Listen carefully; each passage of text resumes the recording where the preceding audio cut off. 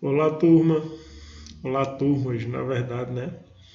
Dando continuidade ao nosso aprendizado sobre a Revolução Industrial, vamos entrar na última aula, né? Para a gente mastigar um pouco mais sobre esse assunto e agora compreender as fases da Revolução Industrial. Primeiramente, eu havia falado sobre o processo que levou aí à Revolução Industrial. Nós vimos que é um processo lento, foi um processo lento que vem desde o século XVI, principalmente com a Rainha Elizabeth I, né? E agora nós temos aí, houve vários processos, revoluções dentro da Inglaterra. A principal dela foi a Revolução Puritana e a segunda, a Revolução Gloriosa, já que a Revolução Gloriosa não teve o caráter violento como a primeira revolução teve, né? E consequentemente, as políticas empreendidas levaram os burgueses ao poder, ao parlamento, né? E esses burgueses eles começaram a criar as leis em benefício próprio. E as leis que eles criaram estabeleceram novos padrões de consumo na Inglaterra de época, inspirando aí outros países da Europa a fazer o mesmo. Aí nós vamos ter esse caráter transformador no sentido de divisão de consciência dentro da Revolução Industrial, a qual agora os indivíduos começam a se identificar como grupos distintos de uma mesma sociedade, grupos pertencentes a determinadas identidades, e as duas que vão predominar serão exatamente a classe burguesa, que vai ser a minoria, ou seja, vai ser o grupo em menor quantidade, mas com maior poder econômico, político. E isso também vai corresponder, esse poder da burguesia, dentro das características religiosas, dentro das religiões. Esse poder começa a ser refletido. O modo de vida, o modo de pensar, o modo de agir começa a ser ditado pela a classe burguesa. Os operários, que é a segunda classe, principal classe que nós vamos entender desse grupo, começa a terem suas vidas moldadas a partir do estilo de vida burguês. Então, nós teremos uma classe operária que tem que ressignificar sua relação com o trabalho, tem que ressignificar a sua relação com o outro, tem que ressignificar a sua relação com o tempo, como nós vimos, por exemplo, né, quem assistiu a última videoaula vai perceber aí toda a relação que os operários começam a se criar em relação à disciplina, ligada a um critério religioso, principalmente o puritano, onde é necessário ter uma hora para tudo. E você vai ter não só a disciplina, mas o controle do tempo. Você tem uma hora agora, você vai ter uma hora para chegar, uma hora para almoçar, uma hora para sair. Tudo agora vai ser de acordo com o sino, o toque da fábrica. E você tem as suas relações pessoais modificadas. A família ela modifica. O conceito de família ele é modificado, o conceito de infância ele é modificado, o conceito de educação é modificado, o conceito de religiosidade ele é modificado. Tudo passa a se modificar dentro da Revolução Industrial.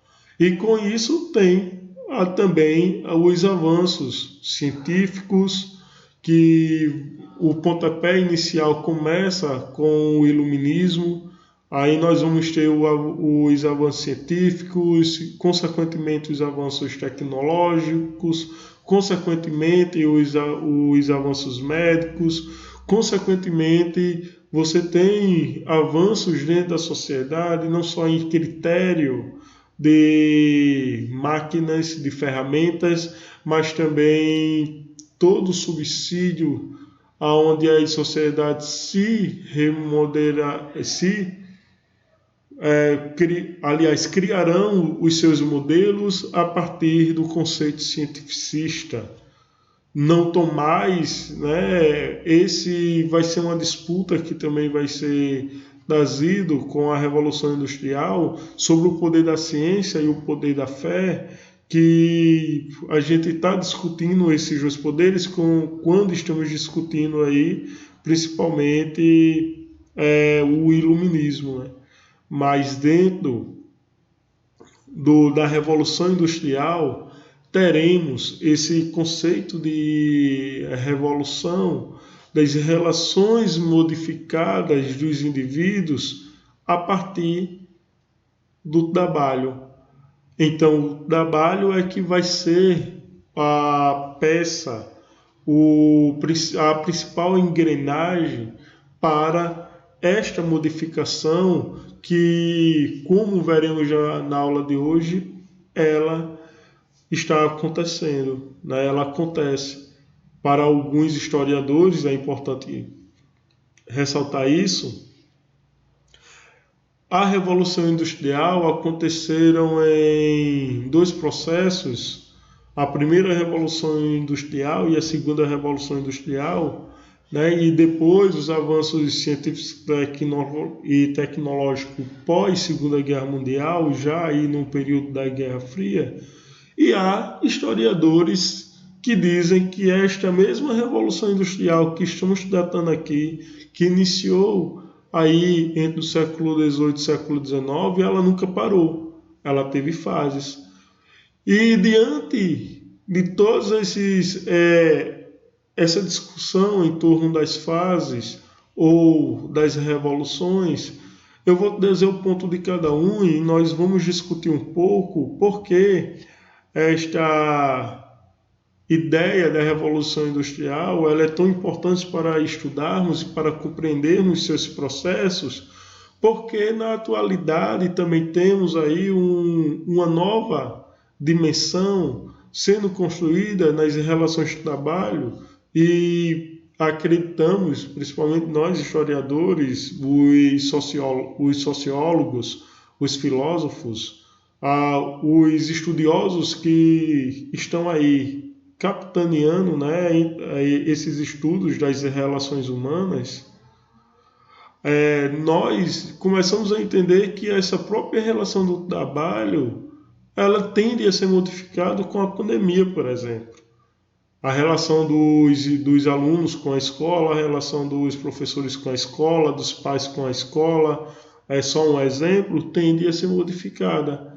A relação dos indivíduos com as lojas, com a venda dos produtos, com o marketing, tende a ser modificado. Já vinha sendo modificado aí com o uso das tecnologias virtuais e agora, com essa pandemia e com o isolamento social, está havendo uma modificação também dessas relações, onde estamos tendo que se adaptar principalmente a utilizar ferramentas que antes não tínhamos espaço de usar ou não tínhamos ideia como usar ou descartávamos o uso dessas ferramentas. E hoje nós estamos fazendo uso massivamente destas ferramentas. Então veja, mas quando estamos estudando dentro da Revolução Industrial, o momento atual, temos que nos perguntar se é a continuidade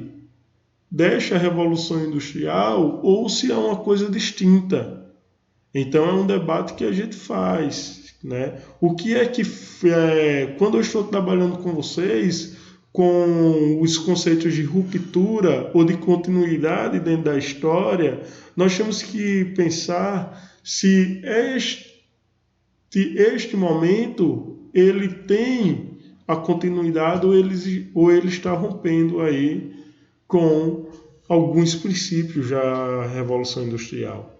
Então, vamos adentrar, vamos percorrer aí a nossa aula sobre Revolução Industrial relacionado às fases, né, desta revolução. Eu trouxe para vocês, né, as fases da Revolução Industrial para a gente entender, só para relembrar, né, que foi na Inglaterra que o fenômeno da industrialização começou, e por isso a Revolução Industrial inglesa foi a pioneira. Eu estava falando a vocês, né, que a relação ela começa a se modificar a partir do momento que o burguês percebe que ele pode lucrar comprando a mão de obra daquele indivíduo que ele tem uma capacitação ou um conhecimento na produção de um determinado objeto, transformando esse objeto em mercadoria. Ele começa a investir massivamente nas ferramentas e na compra da mão de obra, e todo o lucro que estes antigos manufatureiros ou os artesãos produziam para si, agora passam a produzir para os burgueses, fazendo com que, até para que esse operário, que nós vamos chamar aí, ele tenha acesso ao produto que ele produziu, ele vai depender agora do que chamamos de um salário. Ou seja, aí muitas vezes esse salário está abaixo do poder de consumo ou está abaixo do valor daquela mercadoria que ele produziu. Então, às vezes é um trabalhador que costura ou fabrica uma roupa, mas ele não vai receber a quantidade de dinheiro adequada para comprar esta roupa que ele produziu. E com isso, não só as relações de trabalho se modificam, mas também começam ideologias a pensar em esta relação e a propor soluções para que a sociedade supere e aprenda a conviver com estas novas relações de trabalho. Qual é o objetivo dos burgueses? O lucro. Não esqueçam disso. O lucro vai ser o pontapé, se não o pontapé, a base desta relação. O burguês ele não vai fazer nada, não vai abrir mão de nada. Ele vai tentar buscar sempre o lucro. Então, enquanto menos ele puder gastar e mais ele puder produzir, vai ser benéfico para o burguês, para o patrão. Mas, por outro lado, enquanto mais direitos a classe trabalhadora tiver, né, enquanto mais direitos a classe trabalhadora ela se vê consciente de que ela precisa, como condições de fábrica adequado, bons salários, férias, descanso nos fins de semana, o tempo para a família, mas o patrão vai sentir que este seu lucro está ameaçado. Então começa dentro da sociedade inglesa, não só inglesa, mas consequentemente europeia e consequentemente nas sociedades ocidentais. Lembrando que quando eu falo o Ocidente aqui, eu estou falando dos países que foram colonizados pelos países europeus, como também os países da Europa que colonizaram vários países espalhados pelo mundo e que começaram a adotar a forma capitalista de produção. Eles começam a entender, né, que o tempo ele também é dinheiro. Então eles começam a trazer metodologias de produção, eles começam a pensar essa relação do trabalho com o seu empregado, como se tudo que ele fizesse tivesse que ter um retorno financeiramente. Então nós também começamos aí o início de uma desigualdade crescente dentro da sociedade, agora provocada com essa relação de trabalho. Aí nós vamos ver, né, que a Inglaterra possuía um capital, política e equipamentos necessários para tomar a dianteira do avanço industrial, né? Então, a Inglaterra, ela vai, tipo, os membros ingleses, a gente viu que principalmente pela prática da pirataria, pelo cercamento, pela lei dos portos e tal, né? Muitas coisas, essa burguesia, ela vai ser beneficiada e por isso que ela vai ter o capital, ou seja, o dinheiro necessário e o dinheiro que vai possibilitar esta transformação nos modos de produção, né? Então a Inglaterra, ela sai por causa da sua burguesia, né? Que essa sua burguesia, ela vai estar aí bem equiparada, essa burguesia, ela vai estar bem preparada para fazer os financiamentos necessários, voltando a repetir, também esperando, né, um retorno de lucro bem maior do que o seu investimento, que é o que acontece. Desde o fim da Idade Média, parte significativa da população se dirigia às cidades devido aos cercamentos. Lembra-se que isso aqui já foi uma política, né, instituída na Inglaterra, onde os indivíduos ali, que eram produtores de cabras, produtores de ovelhas e tudo que pudesse proporcionar aí um lucro, já com o início da industrialização, eles faziam, né, eles demarcavam os seus territórios.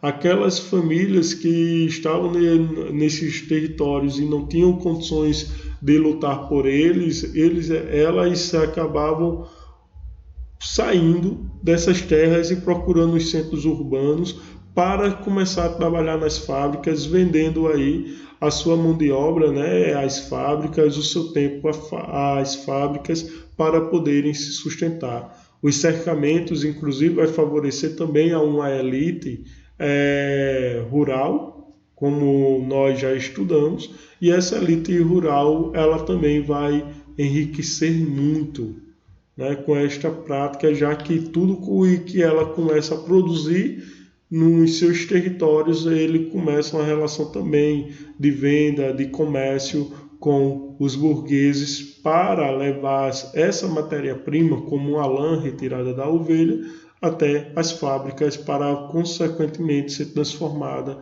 aí em acessórios, em roupas, em tecidos, né? Então, nós vamos ver que esta elite rural também vai se beneficiar muito. Aí, sem terra, os camponeses iam acabar habitando nas fábricas que surgiam. Também tinham colônias na África e na Ásia que garantiam o fornecimento de matéria-prima com mão de obra barata. Então, isso aqui é uma outra característica da Revolução Industrial. São os países europeus, nós vamos ver já no 9º ano, vocês vão ver isso. Eles adentram nesses territórios e eles não chegam fazendo as suas relações, eles chegam dominando mesmo. Vai ter uma cena, um episódio que os países europeus se juntam e eles dividem o continente africano como se eles estivessem dividindo uma pizza. Você fica com essa parte, eu fico com outra, você fica com outra.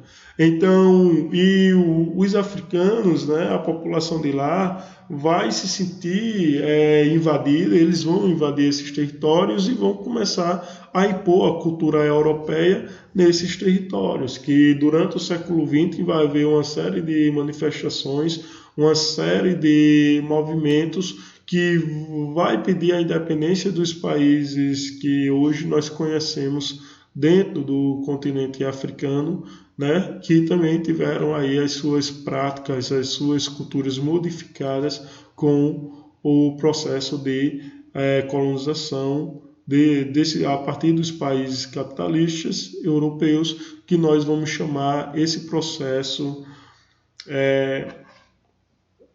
de imperialismo, né? Então, o imperialismo europeu, ele começa também a se avançar, a se expandir dentro aí da Revolução Industrial, onde eles chegam com os seus parceiros comerciais, eles estabelecem acordos, estabelecem parcerias de mercadoria e, em muitos casos, chegam até a dominar estes países. Aí nós vamos entender como o mundo hoje ele é configurado a partir dessas relações. Aí nós temos aqui, né, nós estamos estudando exclusivamente a primeira fase da Revolução Industrial, que ela ocorreu em meados do século XVIII e século XIX. Sua primeira característica foi o surgimento da mecanização, que operou significativas transformações em quase todos os setores da vida humana. Estávamos falando que essa mecanização ela começa a ter, aí, principalmente por consequência, a questão da disciplina, né? Os indivíduos eles precisam serem disciplinados, precisam ser obedientes, eles precisam se prepararem para levar uma vida inteira fazendo sempre a mesma coisa.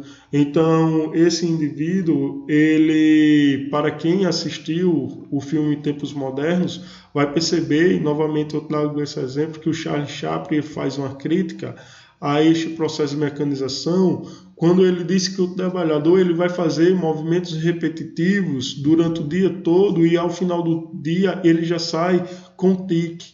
Se vocês prestarem atenção, é possível compreendermos esse processo de mecanização quando nós sabemos a hora exata e o momento certo, por exemplo, do ônibus, né? Se a gente está acostumado para chegar à escola, nós temos que levantar de 6h30, tomar café, tomar banho, para de 6h45, ir para o ponto de ônibus, de 7 horas estarmos já à escola. Aí na escola tem todos os seus horários. E você sabe exatamente qual é o professor que vai entrar naquele horário. Você vai saber qual é o horário do intervalo e o horário de saída. E você vai pegar o ônibus até em casa. Isso é o que nós chamamos de mecanização. E para que essa mecanização ela funcione, é necessário uma disciplina. E para que essa disciplina ela funcione, é necessário aí uma rigidez, é necessário uma vigilância. Aí nós começamos a entender o controle, a ver o controle que as fábricas vão exercer sobre a vida das pessoas, o controle que os burgueses começam a exercer sobre a vida das pessoas. Aí esses burgueses estão ocupando aí os campos que criam as leis, e essas leis vão ser cada vez mais rígidas, vão ser cada vez mais duras. Então você precisa criar pessoas capacitadas para o trabalho, pessoas capacitadas para atender esta mão de obra burguesa, né? Aliás, para atender esta mão de obra para a burguesia, para aumentar a riqueza da burguesia.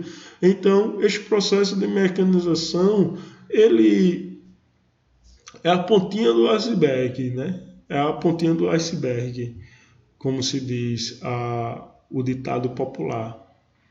Na estrutura socioeconômica, fez-se a separação definitiva entre o capital representado pelos donos dos meios de produção e o trabalho representado pelos assalariados, né? Então, também nessa fase, eu mostrei para vocês que nós temos dois grupos divididos, que são os burgueses e os salariados.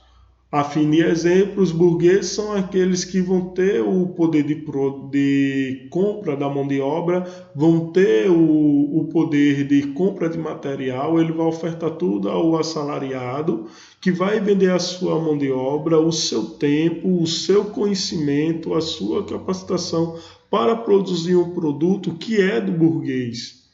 E para que esse assalariado tenha acesso a este produto, ele vai ter que economizar, ele vai ter que juntar, porque o salário que ele tem é menor do que o valor do produto. Veja que quantas pessoas não trabalham em fábricas de geladeira, né? Mas para ela ter acesso a uma geladeira, ela vai ter que parcelar em 10 vezes. Se ela tiver crédito, né? Se os bancos oferecerem crédito a ela, porque se ela não tiver, ela fica sem a geladeira. Tem pessoas que trabalham nas fábricas de celulares e fazem a mesma coisa. Eles, para poderem ter acesso àquele celular que ele produziu, ele vai ter que ir numa loja, muitas vezes comprar o próprio celular que ele produziu e dividir em 10 vezes. Ou economizar um dinheirinho até ter a condição de comprar este celular. Isso é a divisão que a sociedade da Revolução Industrial ela começa a criar. Isso eliminou a antiga organização dos grêmios ou guildas, que era o modo de produção utilizado pelos artesãos. Desta maneira, surgem as primeiras fábricas que abrigam no mesmo espaço muitos operários. Cada um deverá operar uma máquina específica para realizar a sua tarefa. Então, ou seja, se antes todo o processo da produção, né, de um determinado produto era de responsabilidade coletiva, todo mundo contribuía. Agora, a produção de um produto ele é exclusivamente sua. Você vai ter o aparelho, você vai ter a máquina para produzir e a única coisa que você precisa fazer é ficar sentado ou ficar em pé nesta máquina, operá-la para que ela produza. E você vai precisar produzir mais em pouco tempo para que o burguês ele possa vender mais em pouco tempo para ter os seus lucros. Então, novamente, a gente começa a entender essa divisão entre burgueses e entre classe operária, onde esses burgueses, professor, ele representa o total da sociedade? Não. Eles vão ser grupos bem pequenos mesmo, mas que eles vão aí ter um estilo de vida, né? Eles vão enriquecer ao ponto que uma população, a maioria, vai empobrecer ou vai viver aí em condições de miserabilidade, ou seja, em condições onde muitas vezes eles vão trabalhar 16, 18 horas, não vão se alimentar direito, vão adoecer, e quando esse indivíduo, se ele chegar a morrer, vai ser substituído por uma outra pessoa, porque o capitalismo funciona desta maneira.